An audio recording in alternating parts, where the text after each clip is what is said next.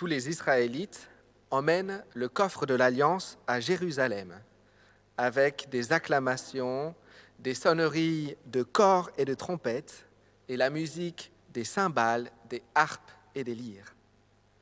Au moment où le coffre arriva dans la cité de David, Michal, fille de Saül, regarda par la fenêtre, et elle vit le roi David danser de joie. Alors, elle éprouva un profond mépris pour lui. Vous connaissez ce texte ? L'histoire de David, c'est l'une des histoires de la Bible, et on sait que voilà, la Bible, c'est la parole de Dieu. Et je crois que Dieu a une parole pour nous aujourd'hui, les grands comme les petits. Hein, pour vous aussi, pour les enfants, les grands-enfants aussi, Dieu va nous parler aujourd'hui, il nous parle à travers ce texte. Et je crois qu'aujourd'hui, ce que Dieu veut faire, ce que Dieu veut nous dire, c'est qu'il veut nous inviter à faire la fête ensemble et à faire la fête avec lui. Voilà. Dieu, c'est vrai que Dieu nous fait découvrir beaucoup de choses sur la louange ici à l'Église depuis ces 4 dernières années. D'ailleurs, dans 15 jours, vous pourrez commander le livre-album Épiclèse pour amener la louange du Marais chez vous comme fruit de ce que le Seigneur fait dans cette Église, dans la louange. Et puis, il fait aussi beaucoup de choses, il nous montre beaucoup de choses sur les enfants, sur la famille, parce qu'il y a eu un baby-boom ces 3 dernières années, beaucoup d'enfants qui sont arrivés dans la paroisse, et on a appris beaucoup de choses sur comment être Église sur plusieurs générations. Donc, à la fois la communauté, le fait d'être une Église famille, à la fois la louange, ce sont vraiment 2 points qui sont centraux pour la vie chrétienne. Et Dieu nous travaille beaucoup là-dessus. Donc Charles l'a dit tout à l'heure, les enfants, peut-être que vous vous en souvenez, j'espère que vous vous en souvenez si vous avez été au temple depuis septembre. On travaille ensemble sur la louange, le thème de la louange. Qu'est-ce que c'est louer Dieu ? Si vous avez des idées sur ce que c'est louer Dieu, dites-le à vos parents. Vous pouvez, les parents, les adultes, vous pouvez le noter sur le chat. Qu'est-ce que c'est louer Dieu ? Il y a beaucoup de définitions. Il y a beaucoup de définitions qui sont bonnes. Moi, je vous en proposer une que je trouve la plus simple. Louer Dieu, c'est lui montrer qu'on l'aime. Louer Dieu, c'est lui montrer qu'on l'aime, montrer qu'on aime Dieu. Et comment on peut montrer à Dieu qu'on l'aime ? Et là aussi, il y a plein de manières. Et vous pouvez noter vos idées. Là, vraiment, notez vos idées. Comment on peut montrer à Dieu qu'on l'aime ? On peut le lui dire. C'est le plus simple. Quand on aime quelqu'un, on peut le lui dire. On peut le dire à Dieu. Dieu, je t'aime. On peut lui faire des compliments. Lui dire qui il est pour nous. Dieu, tu es grand. Dieu, tu es merveilleux. Dieu, tu es bon.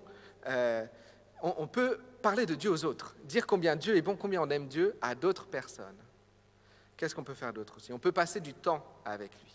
Quand on aime quelqu'un, on aime sa présence. On aime être ensemble. On aime sa voix, on aime l'écouter, on aime lui parler. Donc ça, c'est dans la lecture de la Bible, dans la prière, dans l'église, etc. Passer du temps, on peut lui rendre service. Dieu aime les gens.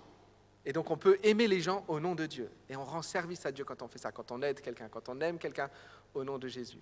On rend service. Et ça, c'est une manière d'aimer aussi, rendre des services. On peut faire des cadeaux. On peut aussi... Enfin, il y a plein de manières d'aimer Dieu, de montrer qu'on aime Dieu. Et ça, c'est louer, montrer qu'on aime Dieu. Mais ici, David, il nous montre une manière qui est bien particulière de montrer à Dieu qu'on l'aime. C'est en se réjouissant ensemble, en faisant la fête avec lui. C'est l'une des 1000 manières d'aimer Dieu.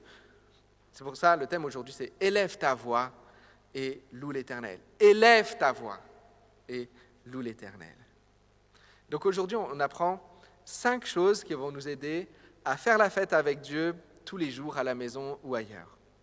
C'est vrai que ce n'est pas toujours évident quand on est seul à la maison, enfermé à la maison, de faire la fête avec Dieu. Ce n'est pas non plus évident quand on est toute une famille enfermée à la maison de faire la fête avec Dieu. Ce n'est pas évident quand on est enfant de comprendre qu'on peut jouer avec Dieu, avoir de la joie avec lui, hein. Avec des cartes Pokémon ou avec une poupée Barbie, ça va.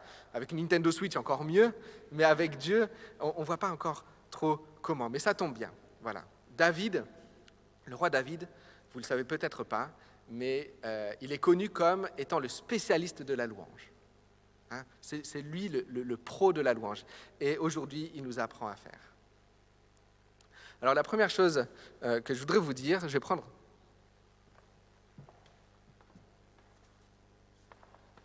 cette petite invitation. Voilà. Comment vous vous sentez quand vous recevez une invitation? Comment vous vous sentez quand vous êtes invité chez quelqu'un pour une fête? Ça fait quoi en vous? La première chose qui est importante, c'est de savoir que Dieu nous invite, que Dieu aime faire la fête avec nous. Et ça change tout. Vous savez, des fois, on ne sait pas trop si quelqu'un aime être avec nous ou pas. On est là, on se dit, peut-être que je le dérange, ou peut-être qu'il se sent obligé d'être avec moi, ou peut-être que, voilà, je ne sais pas s'il a envie. Mais quand on sait que quelqu'un aime trop qu'on aille la voir, que ça lui met de la joie au cœur quand on vient jouer ensemble, être ensemble, passer du temps ensemble, que c'est une fête à chaque fois qu'on décide de faire quelque chose ensemble, eh bien alors ça change tout. Il y a en nous une liberté qui s'installe, une joie, on est confortable, on est à l'aise avec cette personne-là. Pourquoi David est heureux dans l'histoire qu'on a entendue tout à l'heure, dans l'histoire que les Playmobil nous ont racontée? Il est heureux parce que l'arche de l'Alliance est avec lui. Et l'arche de l'Alliance, c'est un peu comme une invitation, parce qu'elle représente la présence de Dieu. Vous savez que Dieu est partout, n'est-ce pas? Dieu est partout. Mais quand il est partout, on ne sent pas forcément qu'il a envie d'être là. On se dit, il est partout, il est à côté de moi, mais bien sûr, il est partout, donc il est forcément à côté de moi. Avec l'Arche de l'Alliance, dit, je suis intentionnellement, j'ai envie d'être là, et ça me fait plaisir. Je veux être avec vous. Je suis disponible. Quand vous voyez cette Arche de l'Alliance, vous savez que c'est moi qui ai envie d'être là, que je suis disponible pour vous, que j'ai envie de vous écouter, que j'ai envie de passer du temps avec vous, etc. Et donc David, quand il reçoit cette arche de l'Alliance, il dit, voilà, il est heureux parce que Dieu aime être avec son peuple. Et il danse parce qu'il est heureux d'être avec Dieu. Et Dieu se réjouit de voir Dieu heureux, que Dieu ait envie d'être avec lui. Voilà, bref. On se dit, ça me fait tellement plaisir que tu sois là. Dieu dit, ça me fait plaisir d'être avec vous. Et David dit, ça me fait plaisir que tu sois là. La joie d'être ensemble. C'est la fête quand on est ensemble avec Dieu. Je vais prendre autre chose.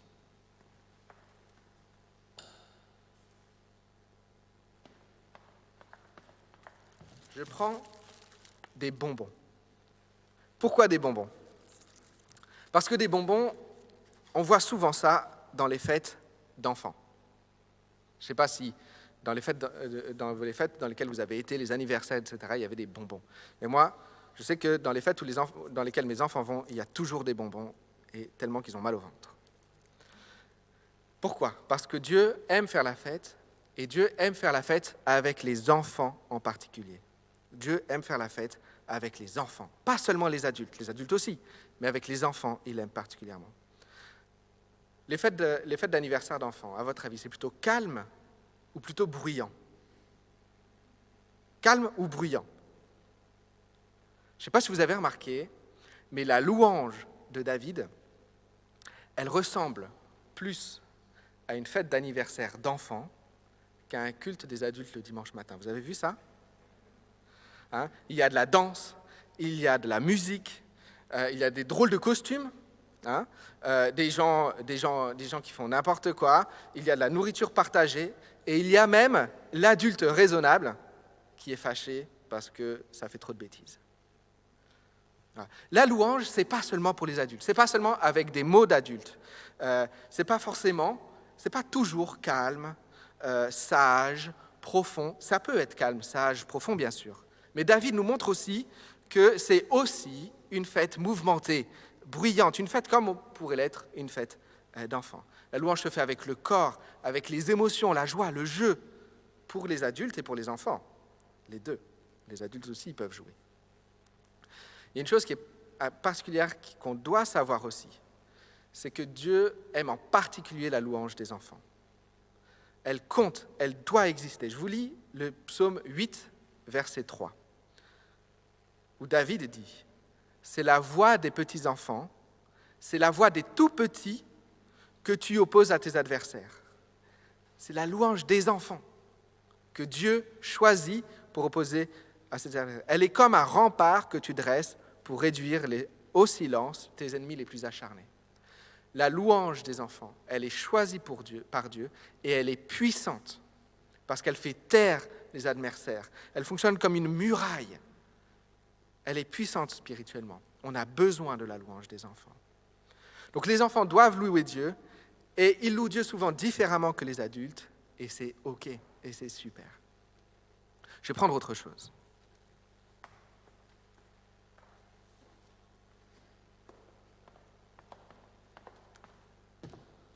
Je prends une étiquette et un stylo pour écrire mon prénom. Est-ce que vous avez déjà été à une fête où vous étiez tellement nombreux qu'il fallait écrire votre prénom pour qu'on sache qui vous étiez? Des fois, au temple, c'est comme ça. Je ne sais pas si vous vous souvenez. On écrit les prénoms. Et chacun a un prénom différent. Voilà. Parnia, je sais que tu es là. Je fais une étiquette pour toi. Parce que c'est toi qui es invité. On est invité personnellement et tu es invité à faire la fête comme tu aimes. Loue Dieu comme tu aimes, n'importe comment. D'accord? David loue Dieu n'importe comment. Il y a même un passage de la Bible qui raconte ce moment où l'Arche de l'Alliance est entrée dans Jérusalem et qui dit que David, quand il dansait devant l'Arche, il était en slip. C'est-à-dire qu'il dansait en slip dans la rue. Si ça, c'est pas n'importe quoi, si ça, c'est pas faire n'importe quoi, je ne sais pas ce que c'est faire n'importe quoi. Le roi était en train de danser en slip dans la rue, tellement il était heureux, tellement il faisait la fête. Voilà. Louer Dieu, c'est un débordement de joie. Et quand la joie déborde, eh bien, voilà, on n'a pas peur de casser les règles, on n'a pas peur d'être ridicule parce qu'il casse les règles et il est ridicule. Mais voilà, la louange doit venir être l'expression de notre cœur, une expression de notre amour. Et on est tous différents, on ne parle pas pareil, on ne se réjouit pas pareil, les enfants jouent, sautent, dansent, et voilà. Certains sont plus calmes, plus retenus. Mais voilà, quand on fait la fête avec Dieu, c'est normal que ça déborde un peu. Il ne faut pas avoir peur de déborder un peu. Si on a toujours peur de faire quelque chose d'interdit, ou si on a toujours peur d'être ridicule, que d'autres se moquent, que d'autres nous critiquent, on ne va jamais vraiment pouvoir se réjouir, faire la fête avec Dieu. Je vais vous dire une chose, à chaque fois qu'on va exprimer notre amour à Dieu, ça va forcément déranger quelqu'un, quelle que soit la manière dont on le fait. Faisons-le avec ce qu'on est. Faisons-le pleinement, sans retenue. Louons Dieu à notre manière et louons-le aussi souvent qu'on peut. Je vais prendre autre chose.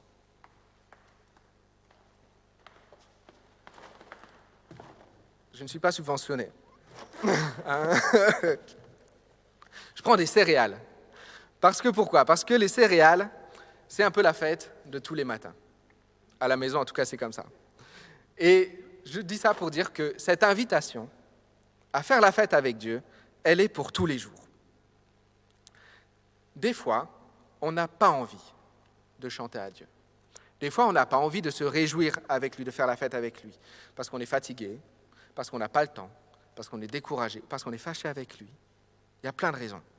Et quand on loue Dieu avec les enfants, je parle aux parents, peut-être vous savez, ça ne marche pas toujours. Des fois, on veut passer un temps avec Dieu, avec eux, et ça leur passe là. Ils n'en ont rien à faire. Ou des fois, ils font tellement la fête qu'ils ne font pas la fête pour Dieu, mais juste pour mettre le bazar. Et c'est frustrant. Et c'est énervant. Et parfois, on peut se fâcher parce qu'on peut avoir l'impression qu'il manque de respect à Dieu. Et on peut se dire, non, plus jamais, j'en ai marre. Mais ce paquet de céréales, il nous rappelle qu'il ne faut pas sous-estimer la puissance de l'habitude et la force de la préparation, de la décision. La fête que David a faite, elle n'a pas été spontanée. Elle a été organisée. Quand on remonte un peu dans le texte, on voit un peu plus tôt que chacun se prépare. Ils préparent leurs instruments, ils mettent leurs vêtements. Et à ce moment-là, quand ils se préparent, ils ne sont pas en train de faire la fête, ils ne sont pas joyeux, ils sont en train de préparer.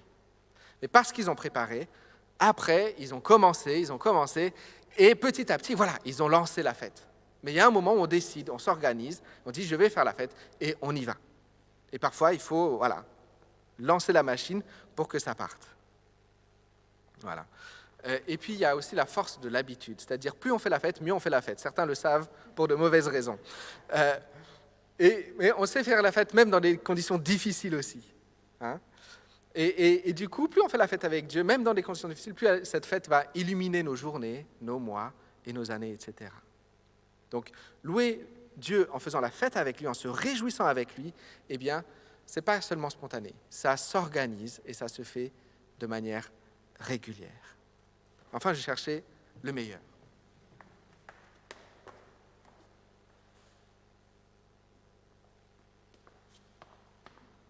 J'essaie de ne pas le faire tomber. Regardez-moi ça. Il est beau? Il est beau ou il n'est pas beau? C'est Maria qui l'a fait. Est-ce que j'arriverai à manger ce gâteau tout seul? Je ne crois pas. Ce serait triste. Je serais malade. La fête, c'est meilleur quand c'est partagé. Plus on est de fous, plus on rit. Être ensemble, le fait de se rassembler, ça fait pleinement partie de la fête. On peut faire la fête tout seul, et ceux qui arrivent à faire la fête tout seul sont les plus heureux du monde. Mais c'est encore meilleur quand on la fait ensemble, quand on le partage. Hein, vous voyez, dans le texte, quand David est entré avec l'arche dans Jérusalem, il y a toute une liste des différentes personnes qui sont là. Il y a des militaires, il y a des prêtres, il y a des gens de la rue, des princesses, il y a un roi. Il y a toutes sortes de gens très différents. Et il y a toutes sortes d'instruments très différents qui sont réunis pour exprimer leur joie d'être avec Dieu. Et le fait qu'ils soient si nombreux, si divers, ça fait que la joie, elle est multipliée. Toutes leurs joies se mettent ensemble et ça fait une joie très puissante. Et la joie des uns réjouit celle des autres, etc. Et donc, c'est fait pour être partagé. C'est meilleur quand c'est partagé. Et dans les églises et dans les familles, c'est très important de pouvoir louer Dieu ensemble. Ensemble. Les uns avec les autres. Pas seulement de notre côté, mais aussi les uns devant les autres. Et c'est important aussi de cultiver nos relations. De cultiver des relations de confiance, où on se connaît et où on sait qu'on s'aime les uns les autres. Je parle pour les enfants, mais c'est vrai pour les adultes aussi. Pour les enfants, quand un enfant sait qu'on l'aime, quand un enfant nous aime, il nous trouve, il nous admire, il nous considère comme un grand frère, et quand ensuite il nous voit jouer avec lui, il prend du plaisir à ça, et qu'après il nous voit faire la fête avec Dieu, prier de tout notre cœur, chanter à pleine voix, ouvrir les bras, danser avec Dieu, eh bien, il voit que c'est possible et qu'il a envie de faire ça. Et ça lui enseigne. Enseigner aux enfants à louer Dieu, ce n'est pas tant des discours, etc. C'est soigner notre relation avec eux et puis louer Dieu devant eux. C'est les entraîner avec nous, c'est l'exemple. De manière authentique, hein, si on le loue nous-mêmes, on ne fait pas du cinéma. Hein, c'est en vérité.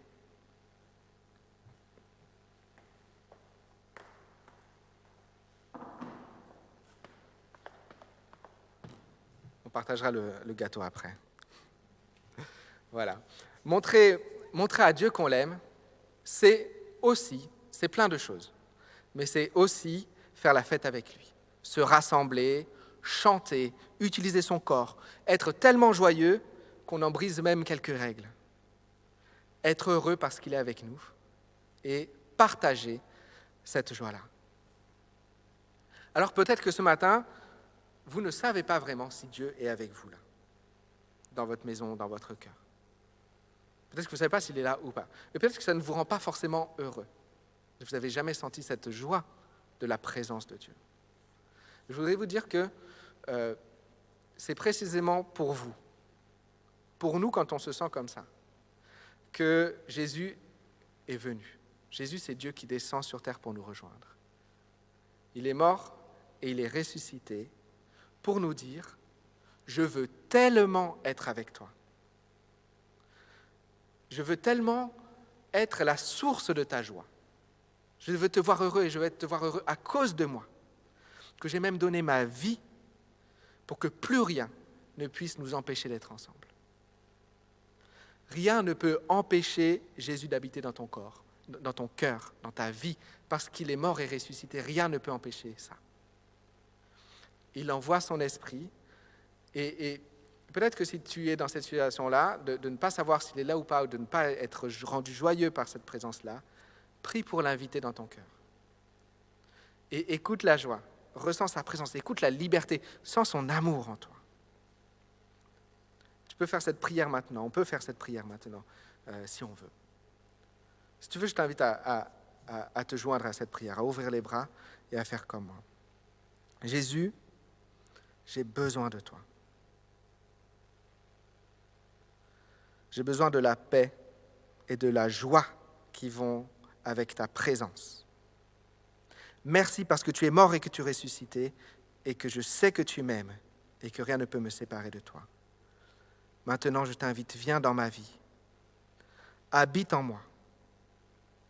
Que ma vie soit pour toi. Parce que c'est toi qui es la plus grande source de joie. La source de joie parfaite. Amen.